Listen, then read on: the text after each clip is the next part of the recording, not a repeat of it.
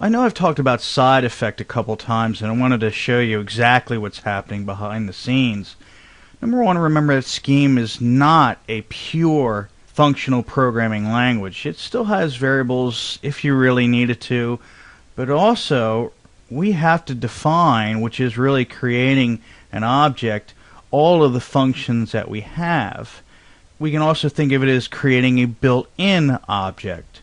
So what you're going to have here is, if we're doing this through the interpreter, and we define the add function of x and y, where it just adds two values together. If we do it in the interpreter, it's going to respond saying, ooh, now we have a new procedure called add. But behind the scenes, there's going to be some memory storing that add function so that we can use it later. Let me show you an example. So in the Scheme interpreter, I am going to go ahead and create the function add again. I'm going to hit the enter button and everything goes in just fine.